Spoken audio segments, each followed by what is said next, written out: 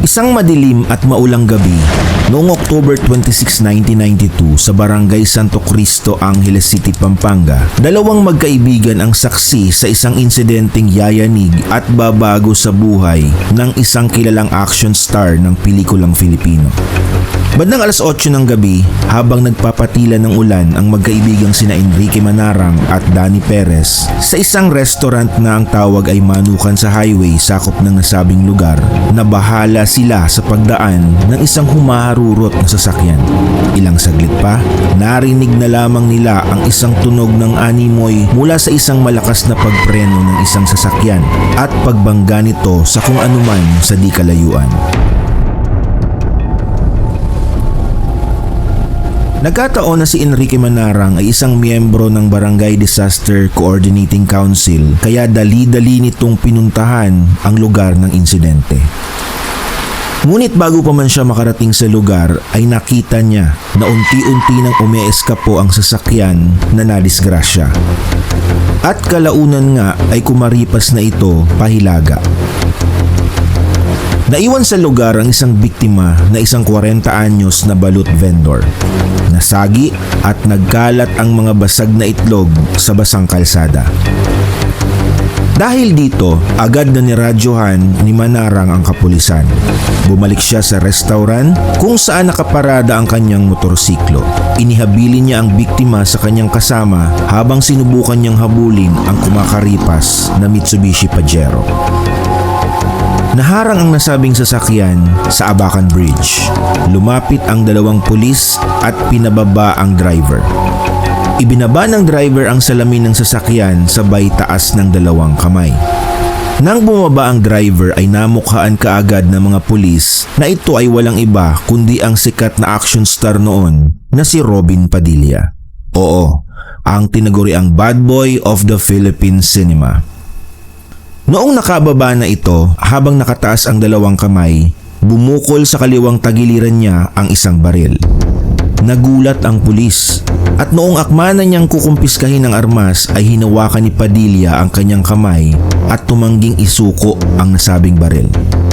Naging arogante pa raw ang aktor noong una at sinabing may kaukulang papel ang mga ito. Ngunit kalaunan ay wala itong naipakita sa mga pulis. 3 ang nakitang baril sa kanyang sasakyan. Isang baby Armalite, isang revolver at isang Pietro Beretta. Lahat walang lisensya.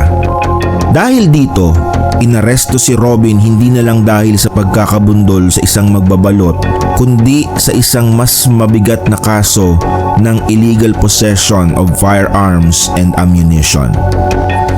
Kumalat ang balita. Pinagpiestahan ng media.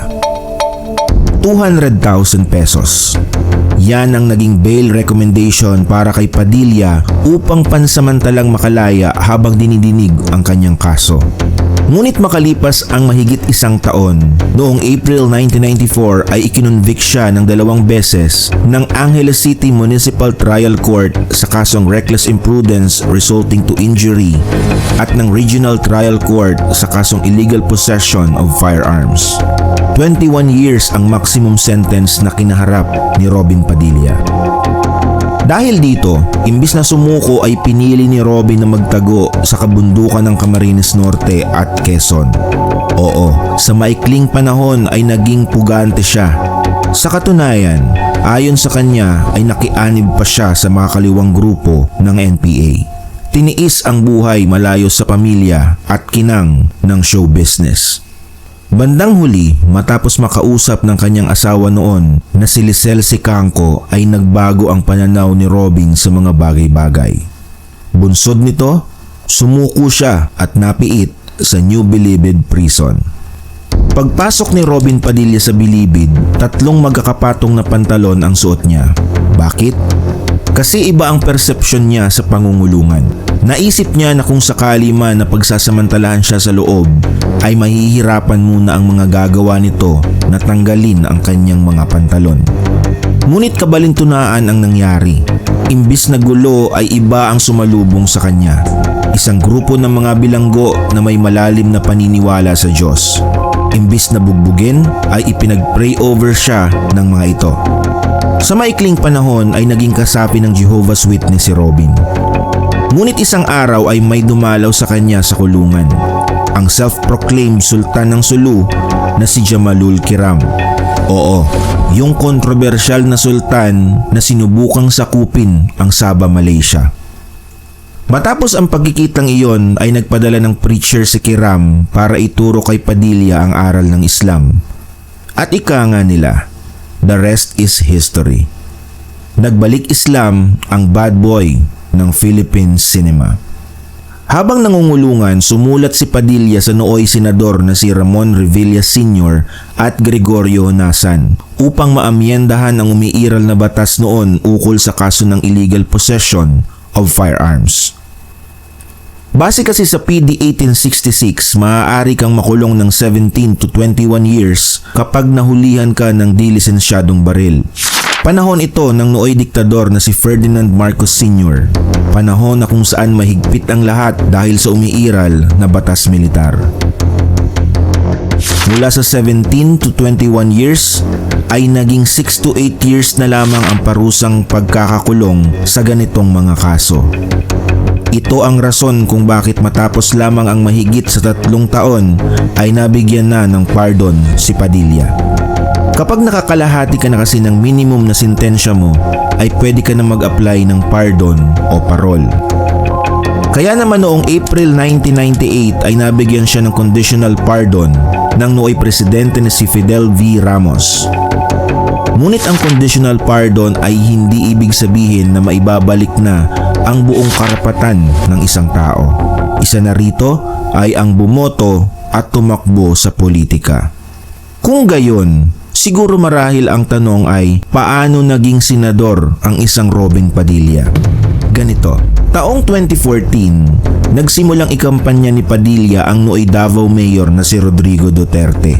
Pabago-bago pa ang press release noon ni Duterte kung tatakbo ba o hindi.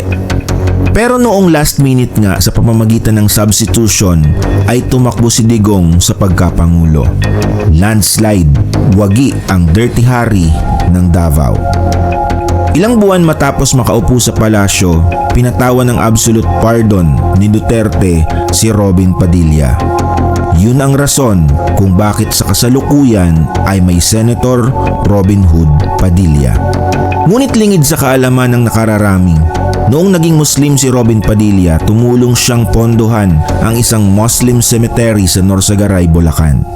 At yung isang bahay niya sa Fairview, Quezon City ay ginawang eskwelahan para sa mga batang Muslim na tinawag na Liwanag ng Kapayapaan. At naalala niyo pa ba nang sakupin ng Maote Group ang Marawi? Labis na pinsala ang idinulot nito sa lugar at mga mamamayan. Bilang isang Muslim ay nangalap ng pondo si Robin mula sa mga kaibigan, kakilala at mismo sa kanyang sariling bulsa upang maghatid ng tulong sa mga biktima ng gera. 5 milyon ang idinonate niya sa proyektong tinawag na Tindig Marawi. So ang tanong ngayon, sa kasalukuyan, sa mga pinaggagawa ni Robin Padilla, sa dami ng issue, ano na ba ang dapat nating itawag sa kanya? Good boy o bad boy? Kayo na ang humusga.